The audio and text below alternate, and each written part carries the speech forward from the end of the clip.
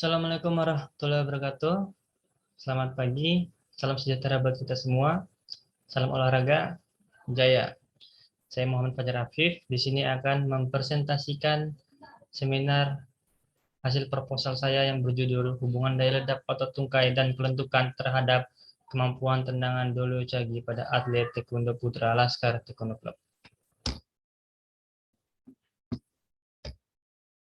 Ya, Muhammad Fajar Afif dengan NPM 18130510/23. Tanggal lahir Bandar Lampung 13 Januari 2000. Oke, langsung saja kita masuk ke latar belakang. Ya, Taekwondo ialah seni bela diri yang berasal dari negeri Ginseng, Korea Selatan. Taekwondo sendiri merupakan bela diri yang menggunakan kaki dan tangan dengan disiplin diri, sehingga sangat bermanfaat bagi kehidupan masyarakat. Kepopuleran Taekwondo mencapai puncaknya ketika dipertandingkan sebagai olahraga resmi dalam Olimpiade Sydney tahun 2000. Devi Rosmaniar, atlet kelahiran Bogor 12 Mei 1995, ialah penyumbang emas pertama bagi kontingen Indonesia dalam perhelatan Asian Games Jakarta Palembang 2018. Ini yang memotivasi para pemuda dalam berprestasi di bidang taekwondo. Dalam olahraga bela diri taekwondo, tendangan merupakan senjata utama dalam melakukan penyerangan untuk mendapatkan poin kemenangan dalam kirugi. Kirugi merupakan salah satu nomor yang dipertandingkan di cabang olahraga bela diri taekwondo. Kirugi adalah pertarungan satu lawan satu di arena pertandingan dengan menggunakan teknik yang diperbolehkan dan sah. Dalam peraturan-peraturan taekwondo menyebutkan bahwa teknik tersebut dianggap sah jika teknik tendangan yang digunakan mengenai sasaran yang diperbolehkan. Menendang dalam taekwondo harus memiliki kecepatan dan power yang bagus karena dengan tendangan yang semakin cepat merupakan faktor yang sangat menentukan untuk mendapatkan poin atau nilai. Kecepatan dalam melakukan tendangan sangatlah berpengaruh saat dalam pertandingan untuk memperoleh angka atau poin. Karena tendangan atlet yang melakukan serangan maupun bertahan, jika mempunyai kecepatan tendangan yang baik, maka poin dapat diperoleh dengan mudah. Tendangan dolo cagi merupakan salah satu tendangan dasar dan paling sering digunakan oleh atlet taekwondo dalam menyerang maupun membalas lawan. Power tungkai penting dan diperlukan oleh atlet cabang olahraga yang menuntut unsur kekuatan dan kecepatan gerak. Cabang-cabang olahraga di mana atlet harus mengerahkan tenaga yang eksplosif. Peran power pada tungkai kaki sangat berpengaruh dikarenakan power adalah kombinasi dari kekuatan dan kecepatan, yaitu hasil otot untuk menerapkan dan mengerahkan tenaga dengan kuat dan kecepatan yang tinggi dalam suatu gerakan untuk mencapai kemampuan yang diinginkan. Sedangkan fleksibilitas atau kelentukan adalah kemampuan otot-otot dalam meregang secara maksimal. Istilah yang sering digunakan bersama kelentukan ialah elasticity atau kelenturan, yaitu kemampuan otot untuk berubah ukuran memanjang atau memendek. Berdasarkan hasil observasi yang dilakukan penulis terhadap atlet putra Laskar Taekwondo Club, dapat dilihat bahwa kekuatan tendangan dolo cagi yang kurang baik pada atlet putra Laskar Taekwondo Club. Beberapa atlet juga masih banyak yang kurang maksimal dalam melakukan tendangan dolo cagi. Hal ini terlihat pada saat atlet melakukan tendangan, posisi tubuh atlet terlihat kaku dan tidak lentur, sehingga menyulitkan atlet dapat melakukan tendangan tepat pada sasaran. Bukan hanya itu saja, masalah yang ditemukan oleh peneliti, kurangnya kemampuan kecepatan dalam melakukan tendangan dolo cagi sehingga atlet sering kehilangan momentum pada saat melakukan teknik tersebut. Oleh karena itu, perlu diadakan sebuah penelitian bahwa adanya hubungan daya ledak otot tungkai dan kelentukan terhadap kemampuan tendangan dolo cagi pada atlet putra Laskar Taekwondo Club. Identifikasi masalah. Yang pertama, kekuatan power tungkai yang kurang baik pada atlet putra Laskar Taekwondo Club. Yang kedua, ketika menendang teknik dolo cagi atlet terlihat kaku dan tidak lentur. Yang ketiga, kemampuan kecepatan tendangan atlet masih kurang saat melakukan tendangan dolo cagi. Dan yang keempat, pada saat menendang, tendangan yang dilakukan atlet tidak tepat pada sasaran yang dituju. Batasan masalah. Dalam hal ini, peneliti hanya akan meneliti perihal hubungan daya ledak otot tungkai dan kelentukan terhadap kemampuan tendangan dolo cagi pada atlet putra Laskar Taekwondo Club. Rumusan masalah. Ya, di sini ada beberapa. Yang pertama, apakah ada hubungan power tungkai terhadap kemampuan dolo cagi pada atlet putra Laskar Taekwondo Club? Yang kedua, apakah ada hubungan kelentukan terhadap kemampuan dolo cagi pada atlet putra Laskar Taekwondo Club?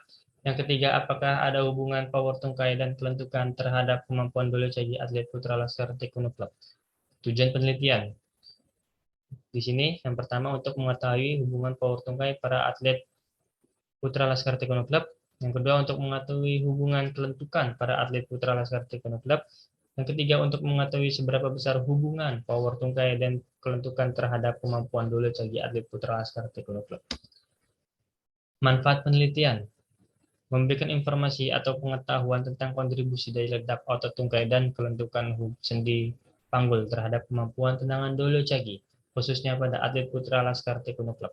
Penulis berharap hasil ini dapat bermanfaat bagi peneliti, bagi atlet, bagi pelatih, serta bagi program studi.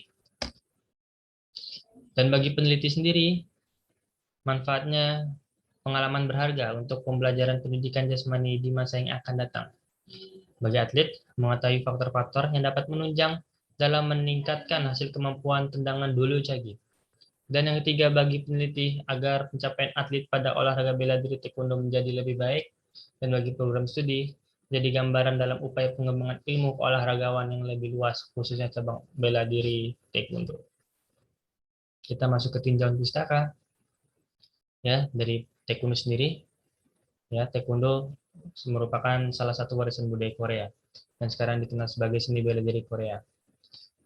Dan taekwondo sendiri terdiri dari 3 kata yang berarti tai itu kaki atau mengajarkan dengan teknik tendangan, yang kedua kwon berarti tangan atau menghantam dan mempertahankan diri dengan teknik tangan, serta do yang berarti seni atau cara mendisiplinkan diri. Maka jika diartikan secara sederhana, taekwondo berarti seni atau cara mendisiplinkan diri atau seni bela diri yang menggunakan teknik kaki dan tangan kosong. 3 materi penting dalam berlatih taekwondo adalah Pomse, Kyupa, Kyurugi.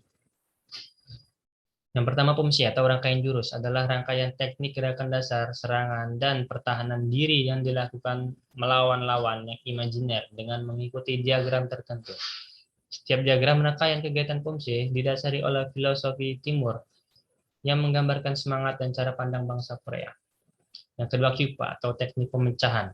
Benda keras adalah latihan-latihan teknik dengan memakai sasaran atau objek benda mati untuk mengukur kemampuan dan ketepatan tekniknya.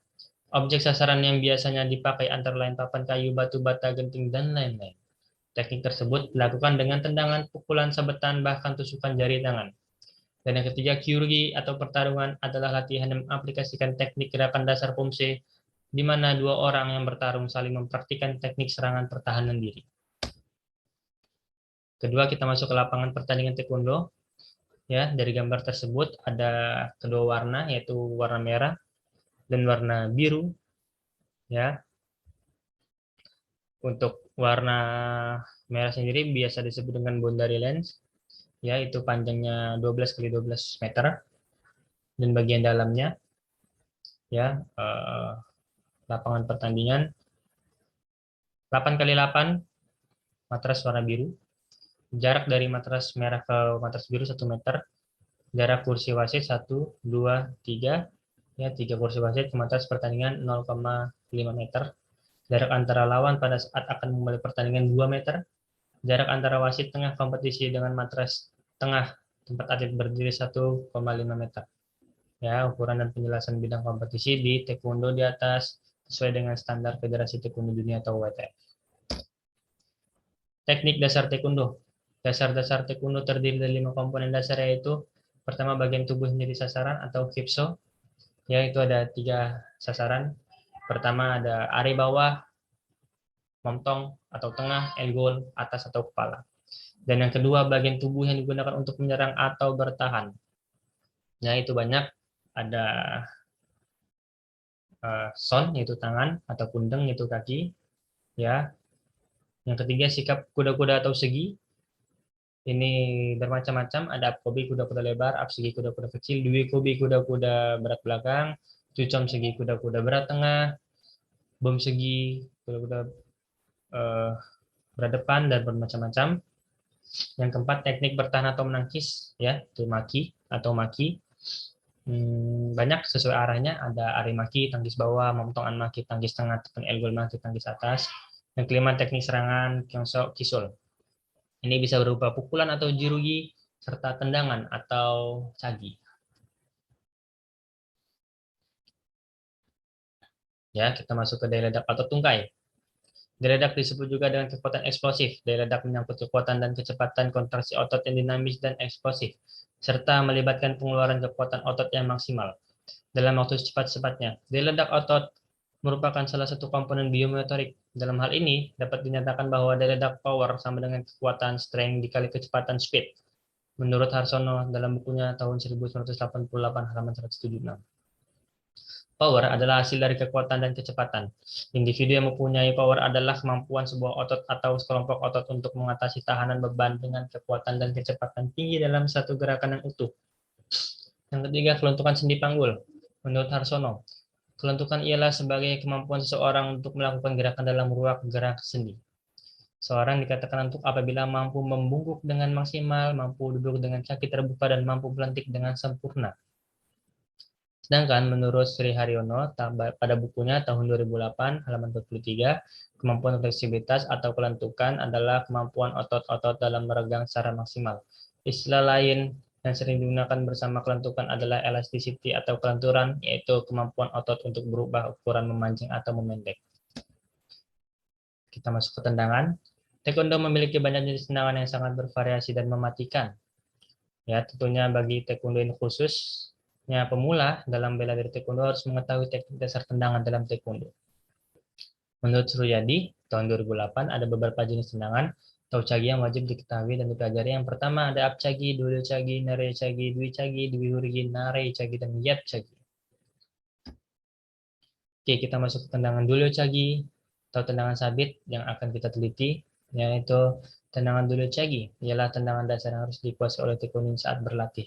Tendangan dodo cagi pun adalah teknik tendangan yang diperbolehkan saat pertandingan kyurugi. Sasaran tendangan ini adalah bagian tengah tubuh, perut, ulu hati, momtong, ataupun elgol diperbolehkan.